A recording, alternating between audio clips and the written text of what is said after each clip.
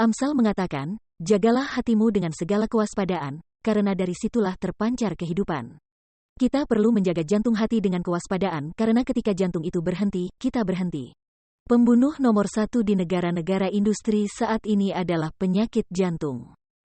Jadi apa yang ingin kita lihat dalam presentasi ini adalah bagaimana Anda dapat menjaga jantung Anda dengan kewaspadaan, sebab dari situlah terpancar kehidupan. Apakah pokok kehidupan itu? Alkitab katakan dalam Imamat 17 ayat 11, nyawa makhluk ada di dalam darahnya. Darah adalah kehidupan. Karena darah mengandung nutrisi, mengandung oksigen, mengandung air. Darah juga membawa sel-sel darah putih ke area. Itu adalah kehidupan makhluk hidup. Setiap bagian dari tubuh kita hidup, karena itu dimandikan dari waktu ke waktu dengan darah. Dibutuhkan 1 menit bagi 1 tetes darah untuk mengelilingi seluruh tubuh Anda. Di Australia kami memiliki domba. Kami memiliki peternakan domba yang besar. Beberapa di antaranya puluhan ribu hektar. Ini area yang mendekati pertengahan Australia, daerah yang lebih kering. Dan sangat sulit bagi seorang peternak untuk mengawasi 10.000 dombanya, bahkan mungkin lebih. Jadi apa yang mereka lakukan adalah mereka melepas ekornya. Karena jika ekornya tetap pada domba, maka di lingkungan yang lembab dan panas itu. Sebab disitulah kotoran keluar dan tersangkut, maka lalat bisa menaruh belatungnya di sana dan kotor. Jadi mereka merasa jauh lebih mudah dengan melepas ekornya dan kemudian udara bisa masuk ke area tersebut. Jadi apa yang mereka lakukan adalah mereka meletakkan cincin kecil di bagian atas ekor. Dan mungkin butuh 1 atau 2 minggu, tetapi ekornya akhirnya akan jatuh. Mengapa jatuh? Karena cincin kecil itu menghentikan darah. Darah adalah nyawa makhluk. Setiap area di mana tidak ada darah, akhirnya tidak akan ada kehidupan. Jadi ketika Alkitab mengatakan, jagalah hatimu dengan segala kewaspadaan. Ini Amsal 4 ayat 23. Karena dari situlah terpancar kehidupan. Ini berbicara tentang darah. Jadi ada 2 hal yang perlu kita lihat di sini. Kita perlu melihat darah dan kita perlu melihat jantung. Jantung adalah pompa yang memompa darah ke seluruh tubuh.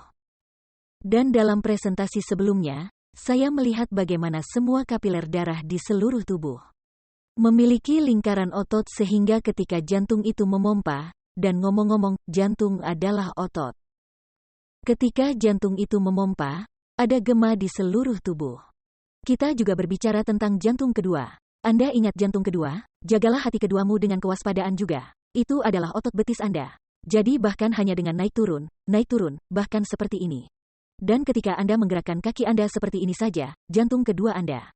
Itu sebabnya mereka menyuruh Anda melakukan itu di pesawat, karena Anda duduk dalam waktu yang lama. 15 jam dari Australia ke sini. Sehingga jantung kedua memompa sistem vena kembali ke jantung. Jadi mari kita lihat bagaimana kita bisa menjaga jantung kita dengan segala kewaspadaan. Itu suatu otot, dan otot menjadi kuat seiring itu digunakan. Jadi, nomor 1. Kita melihat kepada jantung. Penguat otot terbesar adalah olahraga. Anda akan melihat seiring kita menjalani penyelidikan tentang bagaimana menjaga hati dengan kewaspadaan. Bahwa kita akan membahas sedikit demi sedikit melalui 8 hukum, sebab itulah obat sejati. Dan olahraga adalah pendorong udara segar yang paling ampuh. Jadi setiap sel-sel otot jantung itu perlu diperkuat dengan olahraga, tetapi juga olahraga itu membawa masuk udara itu. Dan Anda akan ingat dari presentasi sebelumnya bahwa jika sel memiliki oksigen, itu akan memberi energi 18 kali lebih banyak. Mari kita masuk ke dalam sel, karena masuk ke dalam sel menunjukkan kepada kita bagaimana semua ini bekerja. Jadi ada glukosa yang masuk. Ini melewati 20 langkah proses dan 20 langkah proses menghasilkan bagi kita 2 unit energi. Nah, itulah jalur anaerob. Jalur anaerobik adalah jalur yang tidak menggunakan oksigen. Ini menghasilkan energi melalui proses fermentasi. Hasil akhir dari 20 langkah proses itu adalah bentuk kimia glukosa yang disebut pirufat. Dan pirufat, sebagai bentuk kimia glukosa, dimasukkan ke dalam pabrik energi sel. Kita melihat pabrik energi sel beberapa kali. Ini adalah jalur glikolisis yang tidak menggunakan oksigen. Ini adalah mitokondria. Dan 8 langkah secara khusus adalah siklus Krebs. Dan itu menggunakan oksigen. Jadi ini adalah jalur aerobik. Dan itu memberi kita 36 unit energi. Kita juga melihat bagaimana membran di sekitar sel adalah membran berlapis 2. Dan di dalam membran itu ada pompa natrium-kalium. Dan pompa natrium-kalium ini bertanggung jawab menjaga kadar natrium dan kalium masuk dan keluar dari sel. Konsentrasi kalium tertinggi ditemukan di dalam sel. Sementara konsentrasi natrium tertinggi berada di luar sel. Natrium ditemukan di dalam sel, tetapi dalam jumlah yang lebih kecil. Jadi kalium yang memiliki jumlah tertinggi di dalam sel. Dan ketika tubuh kita bekerja sebagaimana mestinya, itu berfungsi dengan sangat baik. Jadi apa manfaat dari olahraga? Bagaimana itu dapat memperkuat jantung?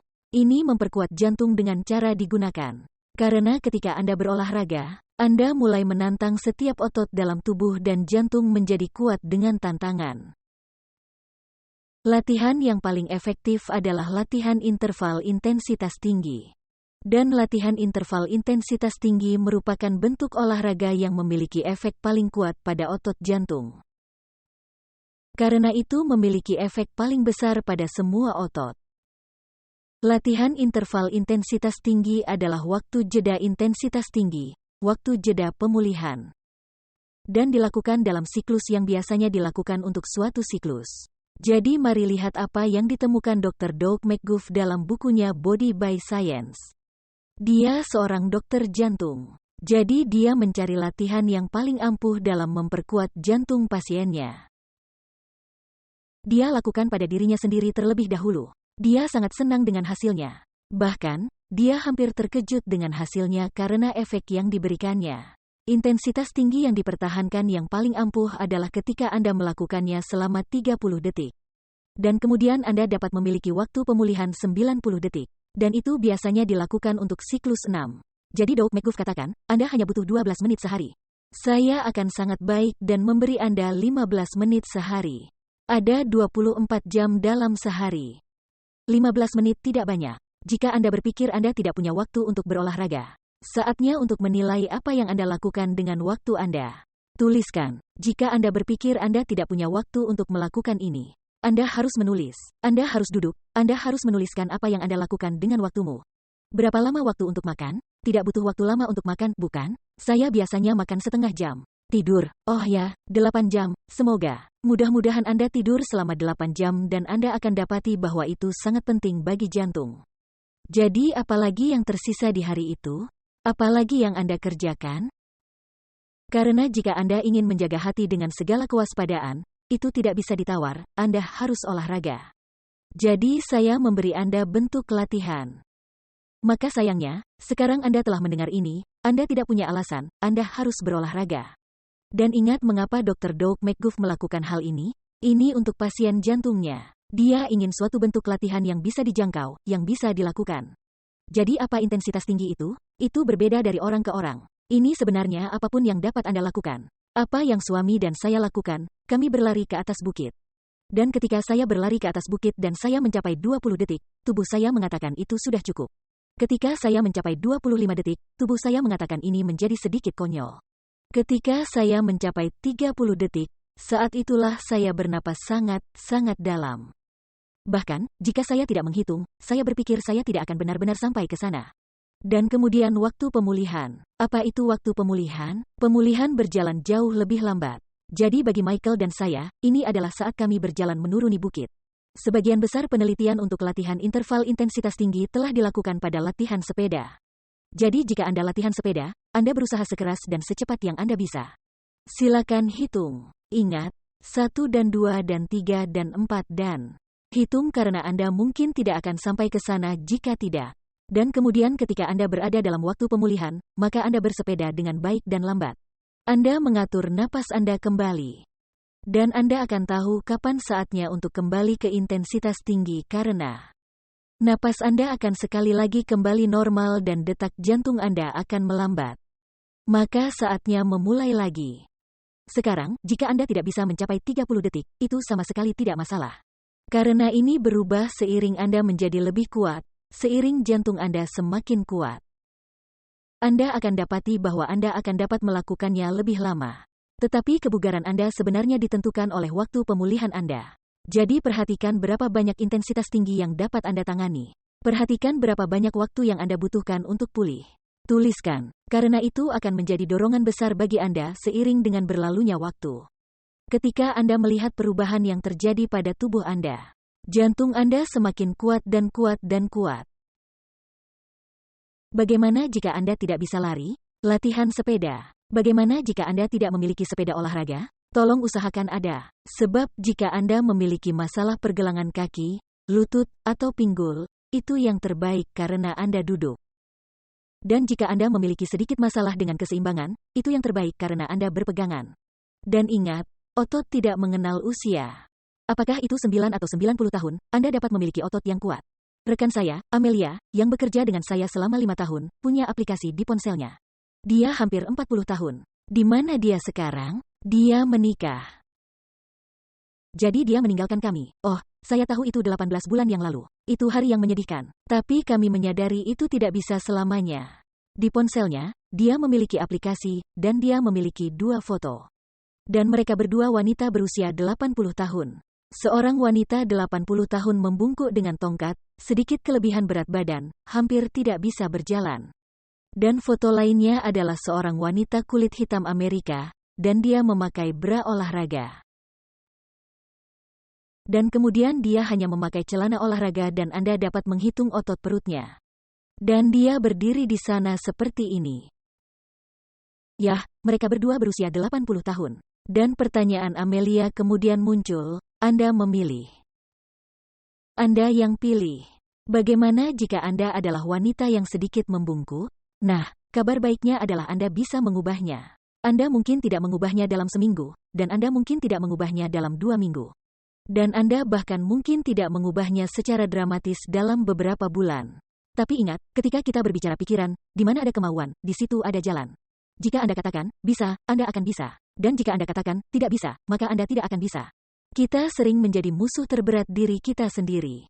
Lakukan saja. Saya bersyukur Tuhan memberi kita 1 hari saat ini. Tahu apa yang Alkitab katakan, jangan kamu khawatir akan hari esok. Berkonsentrasilah pada masa sekarang. Nikmati saat ini. Cintai momen ini. Jika Anda mencintai momen ini, saya punya kabar baik, Anda akan mendapatkan yang terbaik dari momen itu. Dan sebentar lagi, kita akan dapatkan momen lain. Dan sebentar lagi, kita akan dapatkan momen lain. Jadi cintailah momen ini dan momen ini, saya percaya ketika Anda mendengar ini. Anda akan membuat keputusan tentang bagaimana Anda dapat menjaga hatimu dengan segala kewaspadaan. Dan latihan interval dengan intensitas tinggi adalah yang akan memberikan hasil maksimal untuk waktu Anda. Ini adalah asuransi kesehatan terbaik yang dapat Anda buat. Dividen yang Anda terima jauh melebihi upaya yang Anda lakukan untuk melakukan itu. Anak saya Peter adalah seorang penjahit dan ia memiliki bisnis sendiri sekarang. Tetapi ketika dia masih seorang penjahit muda, dia harus mengeluarkan meja rias dari kamar mandi tua. Dan meja rias itu berukuran 50 inci dan memiliki chip besar di samping. Saat dia mengeluarkannya, itu tergelincir dan menghantam pergelangan kakinya. Dan begitu itu menghantam pergelangan kakinya, darah muncrat ke atap. Dia jatuh dan dia memanggil putra saya yang lain, James, cepat kemari. James menjawab, saya lagi menelepon. Kata Peter. Krisis. Bukankah itu yang Anda katakan bila Anda ingin seseorang datang dengan cepat? Dan saya sampaikan bahwa James sedang menelepon karena James tidak datang dalam 1 atau 2 menit. Dan pada saat James masuk, James mengatakan kepada saya bahwa seluruh langit-langit berlumuran darah.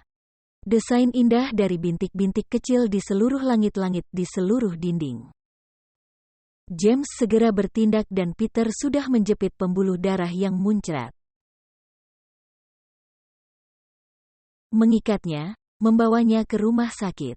Mereka memeriksa denyut nadinya. Itu sekitar 50 kali per menit.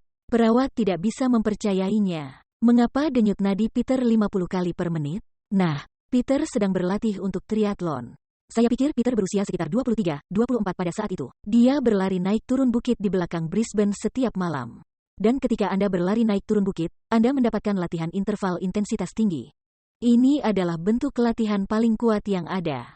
Mayoritas pelatih saat ini melatih atlet mereka dalam pelatihan interval intensitas tinggi. Ini lebih pendek namun lebih kuat daripada bentuk latihan lainnya. Jantung Peter begitu kuat sekarang sehingga berdetak 50 kali per menit. Dan itulah mengapa darah menghantam atap. Jantungnya begitu kuat sehingga satu detak memberi begitu banyak darah. Dia tidak perlu banyak berdetak. Jadi sesungguhnya, Anda yang menentukannya. Anda yang memilih. Dan Anda memilihnya dengan seberapa banyak latihan yang Anda lakukan. Tidak, Peter tidak melakukan triathlon. Dokter menjahit lukanya. Bukankah kita senang untuk dokter yang memiliki kemampuan untuk melakukan operasi yang baik? Pembedahan telah berjalan dengan baik dan Peter sangat berterima kasih atas lignocaine yang telah mematikan area tersebut. Tentu saja, kita menghargai obat-obatan dalam krisis. Kita menghargai para dokter, para medis dalam semua presentasi ini. Kita tidak berbicara tentang itu. Kita berbicara tentang bagaimana Anda menjaga tubuh tetap bugar tanpa harus menggunakan obat-obatan. Ya, obat-obatan dapat menyelamatkan nyawa, tetapi semua memiliki efek samping, sehingga jangka panjang bisa berbahaya. Jadi jenis olahraga yang merupakan pembangun jantung terbaik adalah latihan interval intensitas tinggi. Anda mungkin mencoba push-up. Jika Anda tidak dapat melakukan push-up di lantai, lakukan di dinding. Dan setelah beberapa saat, Anda dapat melakukannya lebih lanjut dan lebih lanjut lagi dan akhirnya Anda akan bisa melakukan push-up di lantai. Ingat, Roma tidak dibangun dalam sehari. Sedikit demi sedikit, bangun tubuh Anda. Itu sebabnya dalam bukunya berjudul PACE, Dr. Alsirs menunjukkan bahwa arti kata laju kecepatan adalah percepatan progresif tenaga kardiopulmoner. Progresif, ini berubah, semakin bugar Anda jadinya, semakin banyak yang dapat Anda lakukan dengan sedikit tenaga. Jadi olahraga sangat penting. Latihan interval intensitas tinggi adalah salah satu yang akan menolong itu. Namun izinkan saya membawa Anda ke dalam sel dan menunjukkan mengapa ini begitu bermanfaat untuk memperkuat jantung. Awal pekan ini, kita melihat bagaimana ada sekelompok kecil anggur yang disebut toko glikogen. Disinilah Anda akan mendapatkan glukosa dari latihan interval intensitas tinggi pagi hari Anda. Itu dari toko glikogen Anda. Anda lihat, ketika glukosa pertama kali masuk, ia melewati 20 langkah proses untuk memberi Anda energi. Nah, jika ada banyak glukosa yang tersisa, itu akan disimpan seperti bulatan anggur kecil ini disebut glikogen. Dan jika ada lebih banyak sisa lagi, maka itu akan disimpan dalam sel-sel lemak. Begitulah cara kerjanya. Saat Anda melakukan latihan interval intensitas tinggi, toko glikogen mulai tercabut. 20 langkah proses mempercepat dan itu adalah jalur yang sangat cepat. Dan kecepatan jalur 8 langkah proses menjadi jauh lebih lambat. Dan ketika Anda mulai bergerak dan bergerak sangat-sangat cepat, kedua jalur itu semakin cepat. Ada enzim pengaturan laju di sana yang akan selalu menjaga 8 langkah lebih lambat. Dan lebih banyak pirufat sedang dibuat daripada yang bisa dimasukkan. Yang bisa dimasukkan ke dalam pabrik energi sel. Jadi tubuh menyimpannya sebagai asam laktat. Saat Anda berada dalam waktu pemulihan, perlahan berjalan menuruni bukit. Mungkin jika itu latihan melompat, hanya sekedar jinjit-jinjit saja. Atau perlahan-lahan bersepeda. Ketika Anda dalam waktu pemulihan, liver Anda mengubah asam laktat kembali ke pirufat dan memasukkannya di pabrik energi sel. Itulah salah satu alasan mengapa latihan intensitas tinggi adalah bentuk latihan yang sangat bermanfaat. Ini membersihkan asam laktat dan menjaga tingkat yang stabil bahkan ketika Anda berada dalam waktu pemulihan. Dan ketika toko glikogen habis, maka toko lemak mulai dilepaskan. Jadi Anda tidak perlu makan sebelum berolahraga. Bahkan, Anda sebaiknya tidak makan sebelum berolahraga, karena jika Anda melakukannya, Anda akan menciptakan sedikit perang antara sel-sel otot yang membutuhkan energi untuk berlari ke atas bukit. Dan perut yang membutuhkan energi itu untuk mencerna makanan Anda. Satu-satunya alasan Anda mungkin mengalami masalah saat berjalan pagi adalah jika Anda mengalami dehidrasi. Jadi air itu penting. Jadi dengan latihan, kita akan mendefinisikan latihan interval intensitas tinggi. Dan saya tahu semua orang akan melakukannya, karena semua orang punya waktu 15 menit. Air, berapa banyak? 8-10 gelas sehari. Sekarang, apa yang akan dilakukan oleh 8 hingga 10 gelas sehari? Itu akan membuat pokok kehidupan tetap sehat dan encer, yaitu darah Anda. Tetapi air itu juga akan membantu dalam memompa. Membuatnya lebih mudah bagi darah untuk dipompa. Itu membuatnya jauh lebih mudah bagi jantung untuk memompa darah ketika darah itu bagus dan encer. Inilah pengencer darah terbaik di dunia, yaitu air. Jika Anda merasa hal itu sedikit terlalu banyak, mulailah lebih awal. Pastikan itu selalu ada di samping tempat tidur Anda. Inilah yang saya lakukan ketika saya bangun di pagi hari, sedikit kristal garam. Dan ini yang berikutnya, garam Celtic. Dan kita akan melihat mengapa demikian sebentar lagi. Sedikit kristal garam Celtic dan minum setengah gelas air. Saya pergi ke kamar mandi, dan minum setengah gelas air lagi. Lalu saya berpakaian. Kemudian, karena ini gelas kedua, saya punya sedikit garam lagi dan saya minum setengah gelas air lalu berdoa. Kemudian saya akan minum setengah gelas air lagi. Sekarang saya sampai ke gelas ketiga. Saya sedang belajar Alkitab, saya punya sedikit garam lagi. Sebelum setiap gelas, jadi bisa 8 atau 10 kali sehari, saya makan sedikit garam Celtic. Mengapa saya makan sedikit garam Celtic itu? Saya makan sedikit garam Celtic karena itu mengandung 3 magnesium. Dan magnesium diperlukan untuk memasukkan air ke dalam sel. Jadi ketika saya makan sedikit garam dan kemudian minum segelas air, itu akan menarik air ke dalam sel. Dan ini adalah CBD. Disinilah tubuh membutuhkan cairan itu. Saat orang mengalami bengkak pergelangan kaki, biasanya merupakan indikasi bahwa air tidak masuk ke dalam sel. Seorang wanita yang punya kecenderungan untuk kaki bengkak, dia berkata kepada saya, "Jika saya tidak minum cukup air, kaki saya akan membengkak lebih besar lagi." Ada 3 magnesium dalam garam Celtic. Anda lihat, air laut memiliki 92 mineral. Ini disebut larutan isotonik karena itu merupakan keseimbangan proporsi mineral yang sama persis. Seperti yang ditemukan dalam darah, dalam cairan tubuh.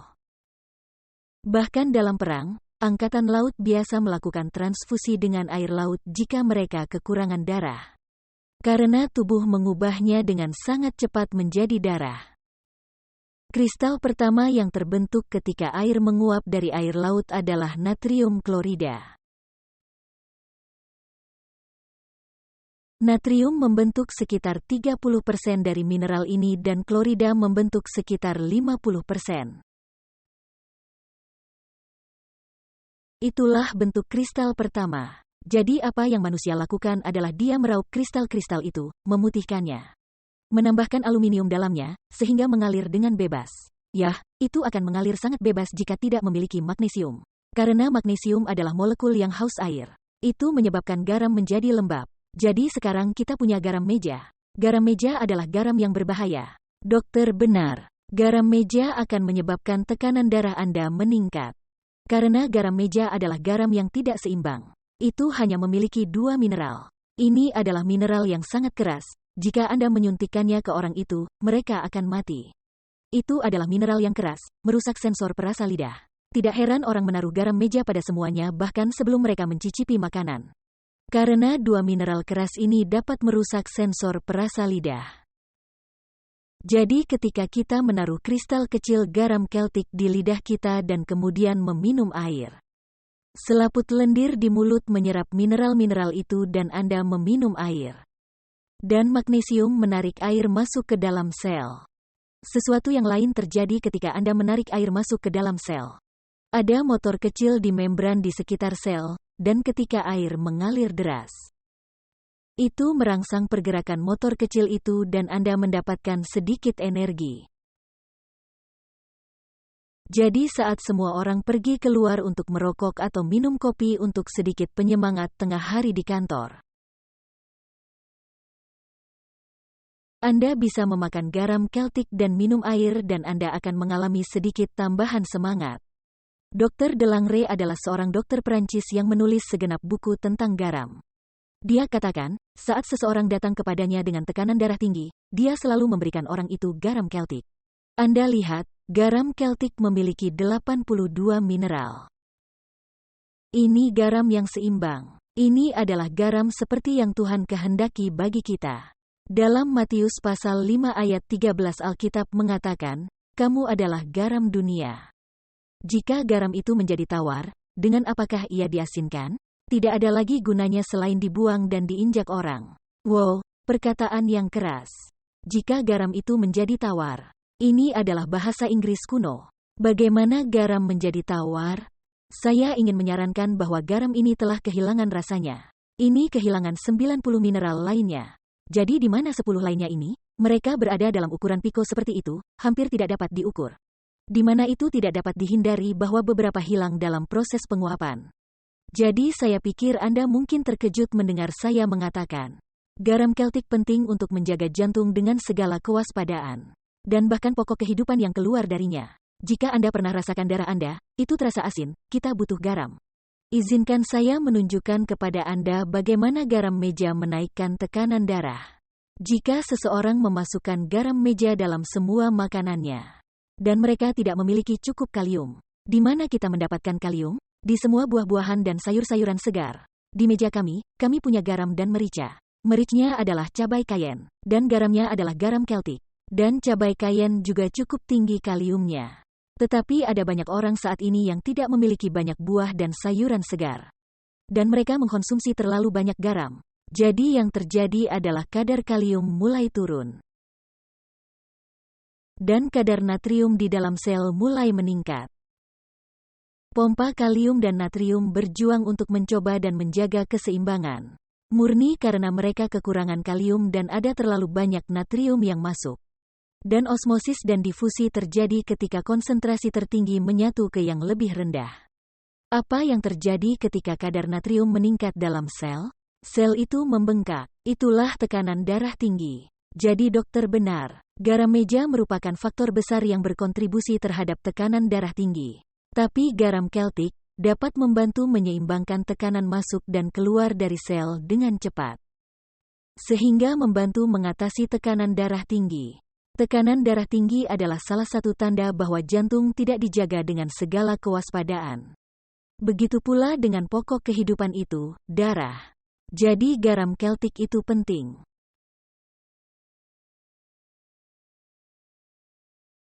Makanan yang benar itu adalah penting. Kita harus memiliki makanan tinggi serat.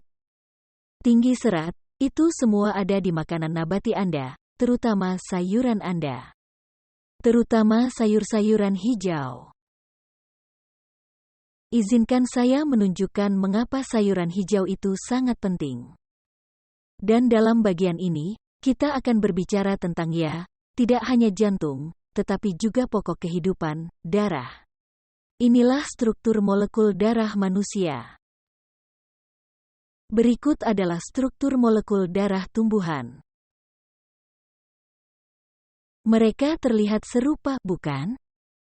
Tapi ada perbedaan. Dalam darah tumbuhan, molekul tengahnya adalah magnesium. Dalam darah manusia, molekul tengahnya adalah besi.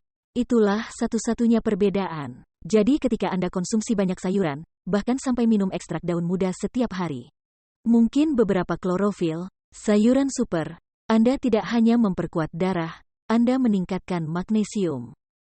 Anda meningkatkan magnesium Anda bila Anda konsumsi garam Celtic. Magnesium adalah relaksan utama otot. Anda lihat, jantung Anda bisa memompa karena ada kalsium dan magnesium. Kalsium mengkontraksi, magnesium merelaksasi. Kalsium mengencangkan, magnesium mengendurkan. Begitulah cara kerjanya. Jadi ketika Anda memiliki jumlah magnesium yang bagus, itu membantu mengendurkan jantung saat istirahat. Dan dalam tekanan darah, bagian bawah itulah yang diperhatikan dokter. Yang bagian atas adalah sistolik dan yang bagian bawah adalah diastolik. Dan ketika tekanan diastoliknya di atas 90, saat itulah dokter khawatir. Jika Anda memastikan jumlah magnesium yang cukup dengan makan banyak sayuran hijau, dengan makan garam Celtic beserta 3 magnesiumnya, maka itu mendorong jantung untuk lebih rileks saat istirahat. Jadi kembali ke makanan. Apalagi dalam makanan, tinggi serat dan protein yang melimpah. Jadi dari mana kita mendapatkan protein kita? Pola makan Taman Eden memberitahu kita dengan sangat jelas. Berfirmanlah Allah, lihatlah, aku memberikan kepadamu segala tumbuh-tumbuhan yang berbiji di seluruh bumi. Dan segala pohon-pohonan yang buahnya berbiji, itulah akan menjadi makananmu. Ini adalah zat utama. Anda lihat, 3 kelompok makanan esensial tersebut adalah serat, protein, dan lemak. Jadi, biji-bijian, itu seperti telur ayam. Apa yang Anda dapatkan dalam benih? Disitulah biji-bijian Anda. Yang juga Anda bisa gunakan sebagai biji-bijian adalah polong-polongan, lentil, buncis, kacang lima, kacang hitam. Saya dapati itulah hal tersulit yang kebanyakan orang hadapi untuk dimasak. Mereka tidak tahu cara memasaknya. Mereka tidak tahu apa yang harus dimasukkan agar terasa fantastis dan makanan harus terasa fantastis. Dan di belakang buku saya, Self-Heal by Design, yang dapat Anda pesan dari Amazon. Resep yang saya miliki di belakang semuanya adalah resep kacang polong-polongan, kacang-kacangan dan biji-bijian Anda. Jangan berlebihan untuk kacang-kacangan, cobalah sekitar 8-10 per makan. Jadi, itulah protein dan lemak sehat. Apa lemak sehat Anda? Lemak yang berasal dari tangan Sang Pencipta. Jadi ada kacang-kacangan dan biji-bijian. Dan 2 minyak yang kami sarankan berasal dari daging tanaman sehingga mudah diekstraksi. Bukan saya yang mengekstraknya, tapi saya telah berada di tempat-tempat di mana saya melihat bagaimana mereka secara tradisional mengekstraknya. Inilah sebabnya mengapa ini adalah 2 lemak yang telah digunakan sejak awal masa, sejak penciptaan. Dan itu adalah kelapa. Tergantung di mana Anda tinggal, sungguh, menentukan minyak apa yang Anda makan. Dan minyak zaitun. Ansel Keys pada tahun 1953, pertama kali mengemukakan teori bahwa lemak menyebabkan penyakit jantung, tetapi tidak pernah terbukti. Dr. Malcolm Kendrick, ahli bedah kardiovaskular, dalam bukunya, The Great Cholesterol Con, menunjukkan dengan sangat jelas bahwa itu tidak pernah terbukti. Dia mendapat kutipan dari Ansel Keys di mana Ansel Keys mengatakan, kami yakin buktinya akan datang. Itu bukan sains. Itu sama sekali bukan sains. Sains tidak mengajukan teori dahulu dan menunggu dukungan atau penelitian untuk membuktikannya. Tidak. Itu tidak masuk akal sama sekali.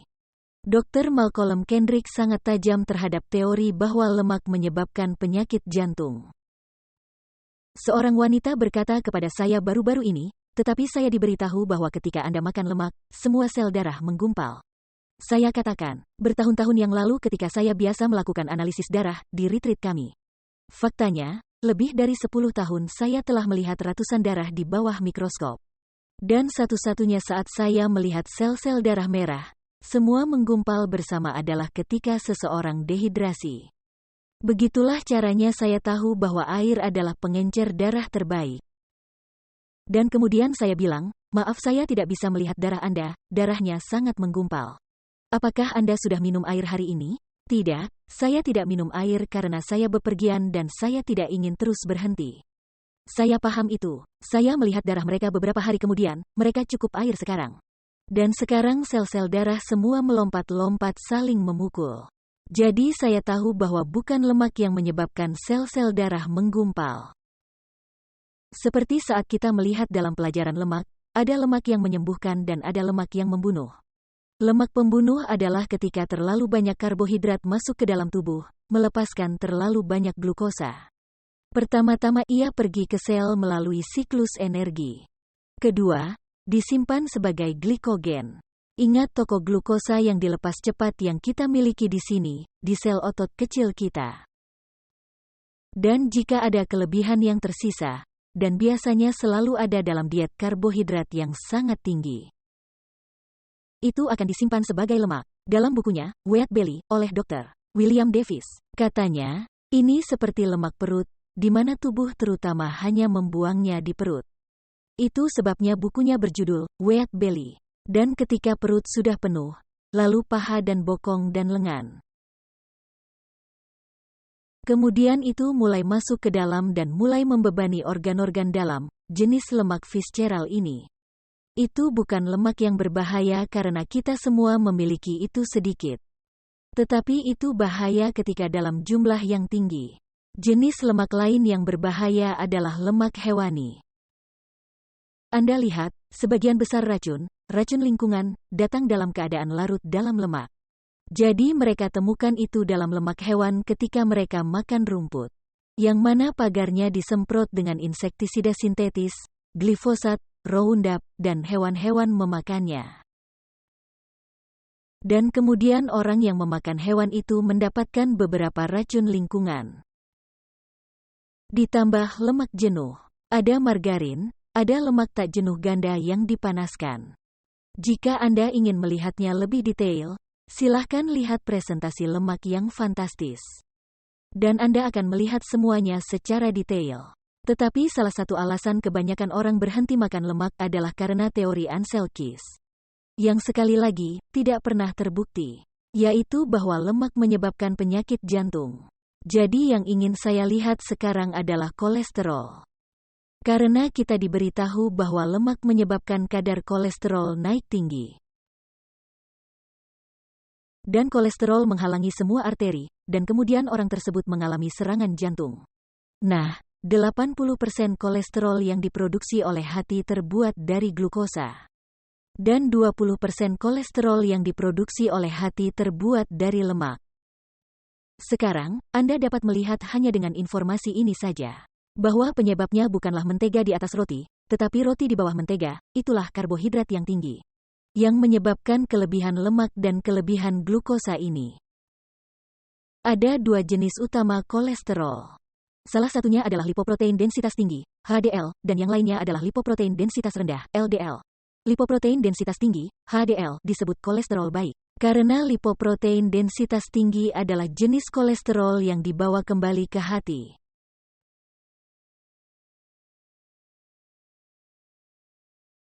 Dia bersifat pembawa, jadi dia membawa kolesterol berlebih kembali ke hati. Itu sebabnya disebut kolesterol baik. Tapi LDL yang malang, itu disebut kolesterol jahat.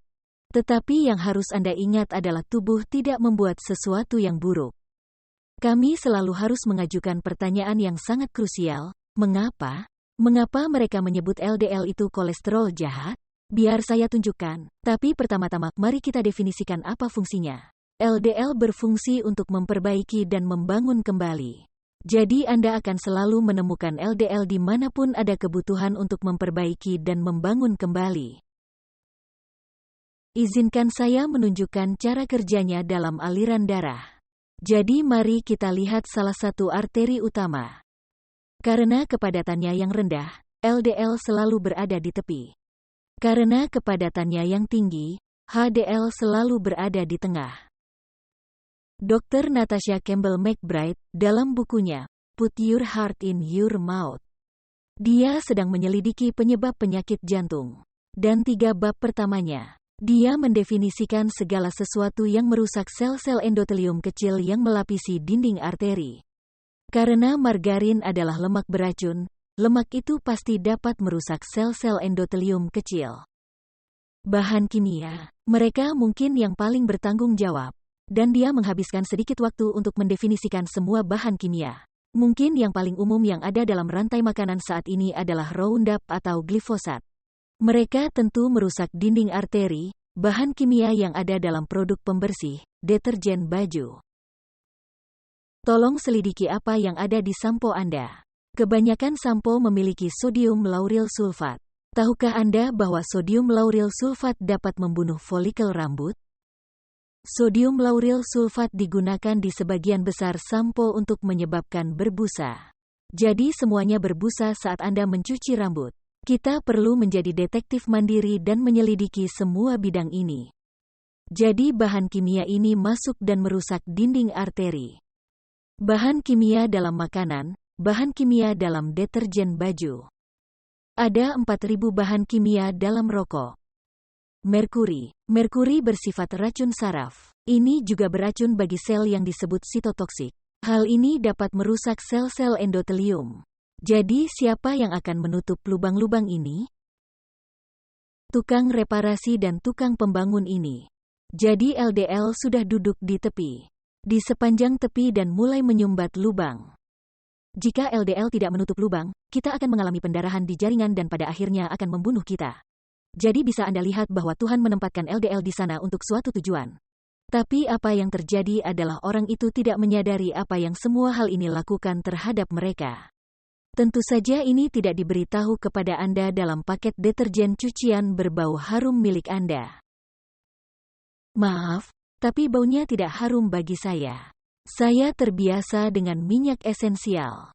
Dan bila Anda terbiasa dengan rasa alami minyak esensial, dan Anda mencium beberapa deterjen cucian itu, baunya benar-benar tidak enak. Jadi apa yang terjadi pada dinding arteri? Ini menumpuk dan menumpuk. Sesuatu yang lain lagi terjadi. Dr. Natasha Campbell McBride menjelaskan hal ini. Banyak penulis lain menggambarkannya juga. Dalam aliran darah kita ada sedikit molekul protein. Pada diet tinggi karbohidrat, diet tinggi gula, yang sayangnya banyak dimakan orang Amerika dan Australia. Ada banyak kelebihan glukosa beredar. Dan kelebihan glukosa itu, menempel pada molekul-molekul protein itu dan itu menjadi lengket. Dan itu menempel pada dinding yang berkontribusi pada penumpukan. Dan apa yang terjadi adalah, inilah penyebab nomor 1 penyakit jantung atau stroke. Adalah mereka mencapai sebesar ini dan akhirnya tersumbat. Jika penyumbatan terjadi di arteri karotis, itulah stroke. Jika penyumbatan terjadi di jantung, itulah serangan jantung. Itulah penyebab nomor 1. Apakah itu karena kolesterol? Menyalahkan kolesterol atas penyakit jantung adalah seperti menyalahkan truk pemadam atas kebakaran. Seperti menyalahkan ambulans atas kecelakaan. Yah, mereka selalu ada. Dapat Anda lihat, bisakah Anda melihat alasannya? Tidak, kolesterol tidak menyebabkan penyakit jantung.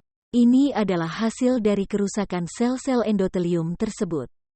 Jadi ketika Anda melihat bagaimana menjaga jantung dengan segala kewaspadaan, kita juga perlu melihat fakta bahwa ada beberapa hal yang harus dihentikan. Jadi kita melihat ini, ketika kita melihat ceramah pertarakan. Tidak konsumsi apapun ke dalam tubuh yang akan merusak dan konsumsi hal-hal baik secara cukup. Jadi apa yang harus dihentikan? Lemak yang merusak, margarin harus dihentikan. Jika Anda akan memasak sesuatu dalam minyak, itu harus dalam kelapa, yang tidak rusak oleh panas. Jadi minyak Anda yang rusak adalah minyak yang sangat berbahaya. Ini juga sangat penting yaitu Anda mengeluarkan semua bahan kimia dari rumah Anda. Dari hidup Anda, dari sampo Anda, dari pasta gigi Anda. Jadi bahan kimia harus dihentikan. Alkohol. Alkohol adalah berbahaya. Ini sangat berbahaya bagi tubuh. Departemen Kesehatan Australia mengatakan ini 15 tahun yang lalu, tidak ada dosis alkohol yang aman. Alkohol merusak sel-sel endotelium kecil. Alkohol adalah racun beracun. Itu juga mengentalkan darah. Kafein. Kafein menyebabkan. Ini adalah salah satu penyebab terbesar aritmia jantung. Mengapa itu menyebabkan aritmia jantung? Ini menyebabkan aritmia jantung atau detak jantung yang tidak wajar. Karena ketika kafein dibawa ke dalam tubuh, itu menciptakan respon krisis. Dan Anda tahu, dalam respon krisis, semuanya bergerak sangat cepat. Hal lain yang dapat menyebabkan aritmia jantung adalah gandum hibridisasi hari ini. Gandum hibridisasi saat ini sangat sulit untuk dipecahkan di dalam usus. Karena itu memiliki struktur gluten protein yang begitu kompleks. Dan dapat menempatkan sedikit krisis ke dalam tubuh, bahkan sampai jantung dipengaruhi olehnya. Jadi hal-hal ini harus dihentikan jika Anda ingin menjaga jantung dengan segala kewaspadaan. Tetapi saya sangat senang bahwa Tuhan juga telah memberi kita ramuan daun-daunan untuk memulihkan. Dan ada beberapa ramuan khusus yang dapat memulihkan, menghidupkan kembali, dan menyembuhkan. Dan itulah yang ingin kita lihat sekarang. Jadi ramuan herbal. Jadi kita akan memastikan bahwa ini tidak tercampur dengan hal lain. Itu yang harus dihentikan. Jadi kita akan pergi kepada ramuan herbal. Dalam Mazmur 104 ayat 14, Tuhan berkata, Dia menumbuhkan dedaunan yang bermanfaat bagi manusia. Dan herbal jantung terbaik adalah cabai kayen. Beberapa orang mengatakan kepada saya, tetapi bukankah cabai kayen merupakan perangsang? Nah, itu berbeda dengan semua stimulan lainnya karena itu merangsang darah. Dan darah adalah nyawa makhluk. Apapun yang merangsang darah akan baik bagi tubuh karena darah mengandung kehidupan. Cabai kayen melakukan 3 hal. Cabai kayen mengencerkan darah. Ini adalah pengencer darah yang luar biasa. Beberapa tamu kami yang datang menggunakan aspirin untuk mengencerkan darah. Penelitian sekarang menunjukkan bahwa aspirin menyebabkan pendarahan otak, menyebabkan pendarahan perut, dan menyebabkan pendarahan mata. Cabai kayen tidak menyebabkan pendarahan apapun. Bahkan, jika cabai kayen masuk melalui arteri dan pembuluh darah Anda dan menemukan pendarahan, itu akan menutup pembuluh darah yang berdarah tersebut. Bagaimana itu bisa mengencerkan darah namun juga menutup pembuluh darah yang berdarah? Yah, Tuhan berkata bahwa Dia menumbuhkan herbal untuk manfaat bagi manusia. Jadi cabai kayen masuk dan berkata, Anda ingin saya di mana? Aku akan mengencerkan darah ini. Ups, aku akan menutup pembuluh darah yang berdarah itu. Herbal yang luar biasa. Buku Back to Eden oleh Jethro Kloss. Dia menyediakan setengah halaman untuk setiap herbal. Dan dia menghabiskan 10 halaman untuk cabai kayen. Herbal yang luar biasa. Cabai kayen tidak hanya mengencerkan darah, tetapi juga memperkuat dinding arteri. Jadi siapapun yang mengalami kerusakan dari semua hal yang kita bicarakan yang menyebabkan kerusakan, itu semua dapat diperbaiki, dan cabai kayen membantu memperbaikinya. Hal ketiga yang dilakukan cabai kayen adalah membuka pembuluh darah kapiler, sehingga Anda mendapatkan aliran darah yang lebih kuat dan efektif ke seluruh tubuh. Itulah yang dilakukan cabai kayen. Bagaimana Anda mengkonsumsinya? Anda bisa mulai dengan 1/4 sendok teh dalam sedikit air sebanyak 3 kali sehari. Jika Anda konsumsi dengan makanan Anda, itu pasti akan membantu pencernaan. Dengan meningkatkan lebih banyak enzim pencernaan, 3 kali sehari. Dalam buku Back to Eden oleh Jethro Kloss, ada beberapa kesaksian dari dokter yang telah menggunakan cabai kayen. Seorang dokter katakan, tidak mungkin menyalahgunakannya. Dan dokter lain katakan, itu tidak akan pernah menyebabkan lesi. Itu mungkin terasa seperti terbakar. Saya suka menyebutnya menggelitik, tapi itu pasti menghilang dengan sangat cepat. Ada seorang wanita di salah satu retreat kesehatan kami baru-baru ini. Dan dia melihat pentingnya menghentikan pengencer darahnya. Tetapi dia tidak bisa tahan dengan cabai kayen, jadi dia mengkonsumsinya dalam bentuk kapsul. Saya kira sangat sayang meminumnya dalam bentuk kapsul, karena saat Anda meminumnya melalui mulut, setiap bagian tubuh yang disentuhnya akan dapat manfaat. Tetapi itu adalah pilihan jika seseorang merasa kesulitan. Herbal lainnya adalah Berry Hawthorn. Berry Hawthorn adalah herbal Inggris. Cukup banyak yang tumbuh di bagian bawah Australia. Anda bahkan mungkin menemukan Berry Hawthorn tumbuh di bagian yang lebih dingin di Amerika Serikat. Tapi Berry Hawthorn memperkuat jantung. Berry Hawthorn membawa jantung kembali seimbang. Jadi jika seseorang memang memiliki aritmia jantung, hal-hal ini dihentikan. Prinsip gaya hidup sederhana ini disertakan atau dimulai dalam kehidupan mereka. Mereka konsumsi cabai kayen dan Berry Hawthorn yang dapat membantu mengembalikan fungsi jantung itu. Ini adalah herbal yang sangat aman, Anda bahkan dapat menggunakannya bersamaan dengan obat lain. Tapi apa yang saya katakan kepada orang-orang adalah menerapkannya langsung. Dan saat Anda menerapkan kehidupan, memastikan udara segar. Sinar matahari setiap hari, hentikan semua hal yang menyakitkan. Tidur lebih awal, ingat 8 jam. 8 jam tidur malam. Anda ingin menjaga jantung Anda dengan kewaspadaan, Anda harus tidur 8 jam setiap malam. Tidak, bukan dari tengah malam hingga pukul 8 pagi. Idealnya jam 9 malam sampai 5 pagi. Anda bisa sedikit lebih awal atau lebih lambat, tetapi usahakan tidak lewat dari jam 10. Itu yang paling terlambat, karena jika Anda lebih telat lagi, Anda kehilangan semua hal menakjubkan yang terjadi di otak Anda, di tubuh Anda, saat Anda tidur. Beri Hautron dapat dikonsumsi dalam jumlah yang cukup besar. Seseorang baru-baru ini berkata, saya makan banyak beri Hautron, itu tidak masalah.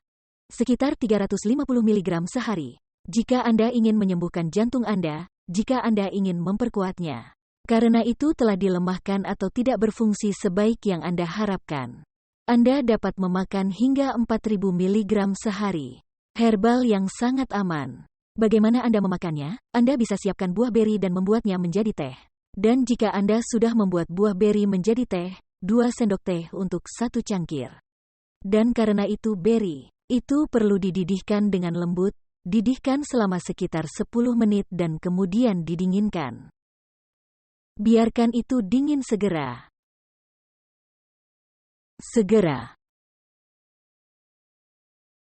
Jadi jika Anda ingin mengambil beri Hautron sebagai alternatif, Anda akan minum setidaknya 4 cangkir sehari.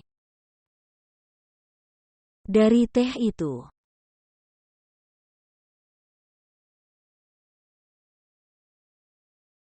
Anda bisa mendapatkannya dalam bentuk tablet dan juga dalam bentuk kapsul. Banyak orang dapati bahwa itu sedikit lebih nyaman. Saya bersyukur kepada Tuhan atas herbal yang bisa masuk dan memperkuat dan memulihkan.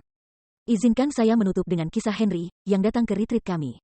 Dia adalah seorang pensiunan hakim. Dia menggunakan banyak obat-obatan. Dia sedang menjalani pengobatan penurun kolesterol. Ngomong-ngomong, efek sampingnya adalah kehilangan ingatan dan Alzheimer.